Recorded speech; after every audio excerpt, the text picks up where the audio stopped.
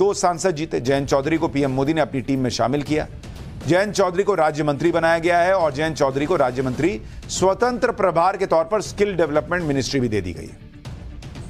जो बड़े बदलाव हुए हैं उनमें महिला एवं बाल विकास मंत्रालय। महिला एवं बाल विकास मंत्रालय पहले स्मृति ईरानी के पास होता था। स्मृति ईरानी इस बार चुनाव हार गई, मंत्री भी नहीं बनाई गई और उनका मंत्रालय नई मंत्री अन्नपूर्णा देवी के पास गया है, जो झारखंड के कोडरमा से सांसद बनी है। इसी तरह से जल शक्ति मंत्रालय, जो पहले गजेंद्र शेखावत के पास था, अब गुजरात में बीजेपी के अध्यक्ष और वहां से सांसद सीआर पाटिल को दे दिया गया है। गजेंद्र शेखावत को इस बार कल्चर और टूरिज्म मंत्रालय दिया गया है। ज्योतिरादित्य सिंधिया के पास पिछली बार सिविल एविएशन था, इस बार सिविल एविएशन सहयोगी दल टीडी को चला गया, लेकिन ज्योतिरादित्य सिंधिया को इस बार संचार मंत्रालय और उत्तर पूर्व विकास मंत्रालय दिया गया है। मनसुख मांडविया के पास पहले हेल्थ मिनिस्ट्री थी, अब स्वास्थ्य मंत्रालय जेपी नड्डा के पास चला गया है।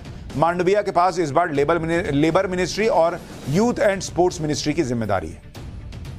गिरिराज सिंह के पास पहले ग्रामीण विकास और पंचायती राज मंत्रालय था, इस बार उनकी जिम्मेदारी बदल दी गई है। गिरिराज सिंह को टेक्सटाइल मिनिस्टर बना दिया गया है, जो कि पहले पीयूष गोयल के पास होता था।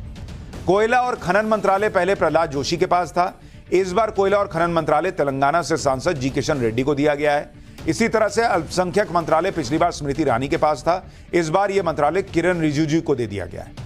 आदिवासी मामलों का मंत्रालय पिछली बार अर्जुन मुंडा के पास था, लेकिन अर्जुन मुंडा चुनाव हार गए और वो मंत्री भी नहीं बनाए गए। इस बार आदिवासी मामलों का मंत्रालय ओडिशा में बीजेपी के पुराने नेता जोएल ओराम को दे दिया गया।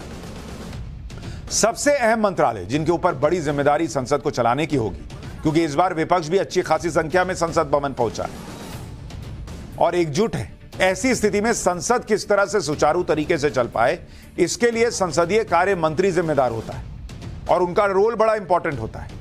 संसदीय कार्य मंत्री इस बार जो बनाए गए हैं उनमें किरण रिजिजू का नाम है कैबिनेट मंत्री, और अर्जुन राम मेघवाल जो कि एमओएस और एल मुरुगन एमओएस, यानी किरण रिजिजू को बड़ी जिम्मेदारी दी गई।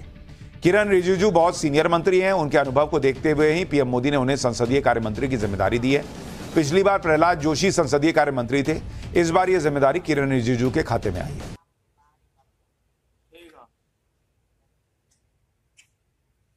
पीएम मोदी से मिली इस शाबाशी के बाद ये क्लियर है, यूपी के रिजल्ट को पीछे छोड़कर योगी नई ऊर्जा और नए उत्साह के साथ मिशन 2000